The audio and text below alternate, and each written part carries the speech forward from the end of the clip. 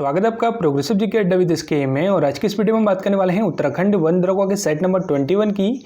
और इससे रिलेटेड बाकी के सेट भी हमारे चैनल में अपलोडेड हैं, आप चाहें तो वो भी देख सकते हैं। तो चलिए इसको स्टार्ट करते हैं इसके पहले क्वेश्चन के साथ। और इसका पहला क्वेश्चन पूछा गया है कि प्लेटलेट्स का जीवन काल कितना होता है। तो प्लेटलेट्स का जीवन काल होता है, इसका राइट आंसर हो जाएगा ऑप्शन नंबर ए 10 दिन का। 10 दिन का जीवन काल होता है प्लेटलेट्स का। और ये रंगहीन रक्त कोशिकाओं को बोला जाता है प्लेटलेट्स, और ये रक्त का थक्का जमने में मदद करती है। और बात करें इनके प्रोडक्शन की, यानी कि इसके उत्पादन की, तो प्लेटलेट्स का उत्पादन होता है अस्थि मज्जा कोशिकाओं के द्वारा, और इनका जीवन काल होता है मात्र 10 दिन का, option number A. Next question number 2। जीव विज्ञान की वह शाखा जो जीव की संरचना और उसके अंग के अध्ययन से संबंधित है, उसे क्या कहते हैं। तो जीव विज्ञान की वो कौन सी शाखा है जो जीव की संरचना और उसके अंग के अध्ययन से संबंधित है। तो उस शाखा को बोलते हैं हम एनाटॉमी, यानी कि शरीर रचना विज्ञान, option number B. Next question number 3। केंद्रीय पिंड यानी कि सेंट्रोसोम किन कोशिकाओं में पाया जाता है। तो केंद्रीय पिंड यानी कि सेंट्रोसोम पाया जाता है, ऑप्शन नंबर ए पशु कोशिकाओं में। ये पशु कोशिकाओं में पाया जाता है, पादप कोशिका या फिर जीवाणु कोशिका में नहीं। और केंद्रीय पिंड का काम ये होता है कि ये कोशिका विभाजन चक्र को नियंत्रित करती है, और केवल पाई जाती है पशु कोशिकाओं में, option number A. Next question number 4। रतौंधी किस विटामिन की कमी के कारण होता है, पूछा गया है। तो रतौंधी होता है विटामिन ए की कमी के कारण, ऑप्शन नंबर ए। और रतौंधी जो है ये आंखों से रिलेटेड बीमारी है। इसमें अंधेरे में या फिर रात के समय जिसको बीमारी होती है रतौंधी की, उसको थोड़ा धुंधला या फिर कम दिखाई देता है। तो ये होती है रतौंधी, आंखों की बीमारी जो होती है विटामिन ए की कमी के कारण।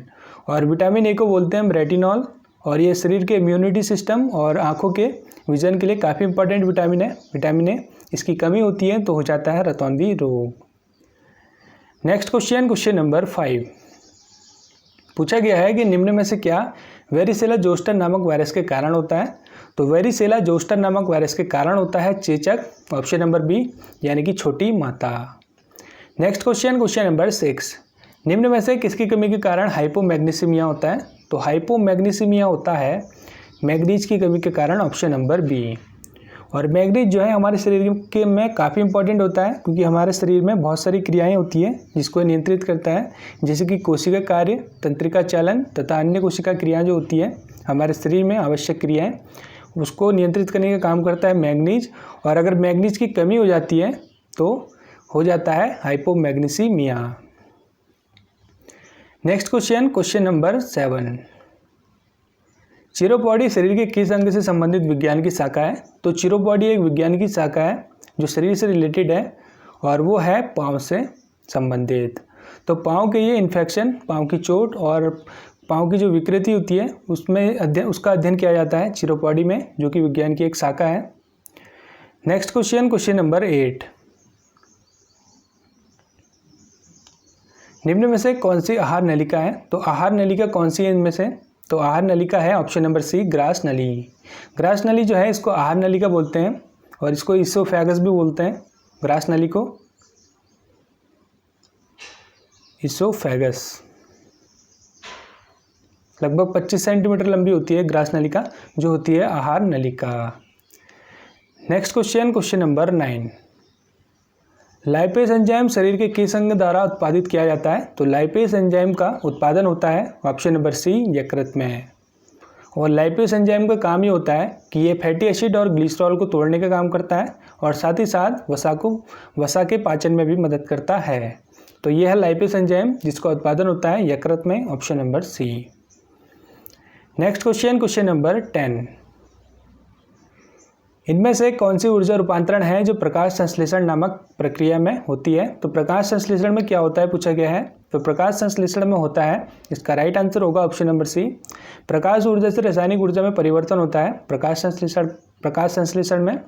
और प्रकाश संश्लेषण करते हैं हरे पौधे, जो कि पानी, कार्बन डाइऑक्साइड तथा अन्य खनिज को कन्वर्ट करके ऑक्सीजन बनाते हैं इस प्रक्रिया में, ऑप्शन नंबर सी में। Next question number 11। जेलीफिश किस संघ का एक उदाहरण है। तो जेलीफिश किस ग्रुप में आता है, ये पूछा गया है। तो जेलीफिश आता है ऑप्शन नंबर डी, यानी कि निडेरिया ग्रुप में। निडेरिया ग्रुप में आता है जेलीफिश। और जेलीफिश के साथ साथ मूंगा, हाइड्रा तथा समुद्री एनीमोन भी जो है निडेरिया ग्रुप में आते हैं, ऑप्शन नंबर डी में। Next question number 12। एक हरे रंग की कोटिंग जो हवा में उजागर होने पर तांबे के बर्तन पर विकसित होती है, किसके निर्माण के कारण होती है? तो अगर तांबे के बर्तन को हवा में खुला छोड़ दिया जाए तो कुछ समय के बाद उसके ऊपर हरे रंग की कोटिंग आ जाएगी, एक हरे रंग की परत आ जाएगी। तो वो हरे रंग की परत किस कारण आती है, ये पूछा गया है। तो हरे रंग की परत आती है ऑप्शन नंबर ए CuCO3 के कारण। इसको हम कॉपर कार्बोनेट भी बोलते हैं या कुप्रिक कार्बोनेट भी इसको बोलते हैं हम। तो ये होती है हरे रंग की परत जो कि तांबे के बर्तन के ऊपर आ जाती है। और ये इसलिए आती है क्योंकि हवा पानी जो है रिएक्शन कर लेते हैं वायुमंडलीय गैसों के साथ, तो इस कारण से तांबे का क्षरण हो जाता है, जिसको हम बोलते हैं copper carbonate, option number A. Next question number 13। कौन सी गैस डिकॉन प्रक्रिया द्वारा उत्पादित होती है? तो डिकॉन प्रक्रिया के द्वारा उत्पादन होता है क्लोरीन का। और डिकॉन प्रक्रिया में होता यह है कि इसमें हाइड्रोजन क्लोराइड को क्लोरीन में बदला जाता है, तो आखिरी में आ जाता है हमारे पास क्लोरीन, ऑप्शन नंबर ए। और डिकॉन प्रक्रिया की खोज की थी हेनरी डिके ने, और डिके नाम से फिर ये डिकॉन प्रक्रिया का नाम जो है रखा गया। याद रखना है, इसमें उत्पादन जो होता है क्लोरीन का होता है। Next question number 14। कौन से गैस की गंध सड़े हुए अंडे के समान होती है? तो सड़े हुए अंडे के समान सड़े हुए अंडे के समान गंध किसकी होती है पूछा गया है। और इसका राइट आंसर हो जाएगा option number A, hydrogen sulphide. Hydrogen sulphide की होती है गंध अंडे के समान, सड़े हुए अंडे के समान। Next question number 15। निम्न में से किसे हाइड्रोजन अभिक्रिया में उत्प्रेरक के रूप में प्रयोग किया जाता है? तो हाइड्रोजन अभिक्रिया में उत्प्रेरक के रूप में प्रयोग किया जाता है, इसका राइट आंसर हो जाएगा option number B, palladium. Palladium का प्रयोग करते हैं हम हाइड्रोजन अभिक्रिया में उत्प्रेरक के रूप में। और पैलेडियम के साथ साथ यानी कि पैलेडियम के अलावा हम इसमें निकेल का प्रयोग भी कर सकते हैं और प्लेटिनम का यूज़ भी कर सकते हैं। तो प्लेटिनम का यूज़ करें, चाहे निकेल का करें, चाहे पैलेडियम का करें, हाइड्रोजन में अभिक्रिया के रूप में उत्प्रेरक का उपयोग जो है कर सकते हैं किसी भी एक का। Next question number 16। वाष्पोत्सर्जन और संघनन की संयुक्त प्रक्रिया को कहते हैं? तो वाष्पोत्सर्जन और संघनन की संयुक्त प्रक्रिया को कहते हैं हम आसवन, option number C. Next question number 17। इनमें कौन लोहे का अयस्क नहीं है? तो लोहे का अयस्क कौन सा नहीं है ये बताना है। और लोहे का अयस्क नहीं है इसमें क्यूप्राइट। क्यूप्राइट जो है लोहे का अयस्क नहीं है, ये तांबे का अयस्क होता है। Next question number 18। रसायन विज्ञान में पहला नोबेल पुरस्कार किसने प्राप्त किया? तो रसायन विज्ञान में पहला नोबेल पुरस्कार प्राप्त किया जैकबस वांट हॉप ने। और जैकबस वांट हॉप ने जो है 1901 में प्राप्त किया था रसायन विज्ञान में नोबेल पुरस्कार। Next question number 19। और 19 में पूछा गया है कि सबसे शक्तिशाली अम्ल कौन सा है? तो सबसे शक्तिशाली अम्ल होता है ऑप्शन नंबर डी, CHFCOOH, यानी कि CHFCOOH। और इसको हम बोलते हैं डाइफ्लोरो एसिटिक एसिड, जो होता है सबसे शक्तिशाली अम्ल। Next question number 20। लाल मिट्टी का रंग किस कारण लाल होता है? तो लाल मिट्टी का रंग लाल होता है आयरन ऑक्साइड की उच्चता के कारण, option number C. Next question number 21। Cycle के पहिए में प्रयोग किए जाने वाले आरे स्पोक क्या बढ़ाते हैं? तो साइकिल के पहिए की जो तिल्लियाँ होती हैं वो किसके लिए होती हैं, किसको बढ़ाने के लिए होती है, ये पूछा गया है। तो वो होती है ऑप्शन नंबर ए, जड़त्व आघूर्ण को बढ़ाने के लिए। और जड़त्व आघूर्ण को जब जड़त्व आघूर्ण बढ़ता है तो साइकिल की स्पीड जो है एकदम नियंत्रण में आ जाती है, यानी कि कोई भी स्पीड में परिवर्तन होगा तो वो उसका विरोध करेगा। और कौन करेगा? वो करेगा जड़त्व आघूर्ण। Next question number 22। कोणीय आवृत्ति की एसआई इकाई पूछी गई है। तो कोणीय आवृत्ति की एसआई इकाई होती है रैंड प्रति सेकंड। और न्यूटन जो है ये बल की एसआई इकाई होती है। रेडियन जो है ये कोणीय वेग की एसआई इकाई होती है। और मीटर प्रति सेकंड स्क्वायर जो है ये त्वरण की एसआई इकाई होती है। तो हमारा राइट आंसर है कोणीय आवृत्ति की एसआई इकाई का ऑप्शन नंबर ए, रैंड प्रति सेकंड। Next question number 23। ध्रुव और वक्रता केंद्र के बीच की दूरी है। तो ध्रुव और वक्रता केंद्र के बीच की दूरी है ऑप्शन नंबर बी, वक्रता त्रिज्या। निम्न में से किस ईंधन में पेट्रोल के बराबर ऊष्ण शक्ति या फिर मान होता है? तो किस ईंधन में पेट्रोल के बराबर ऊष्ण शक्ति या फिर ऊष्ण मान होता है ये बताना है।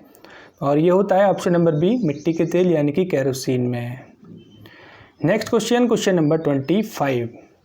टीवी रिमोट कंट्रोल किसके सिद्धांत पर कार्य करता है? तो टीवी रिमोट कंट्रोल काम करता है ऑप्शन नंबर डी, इंफ्रारेड किरणों के ऊपर।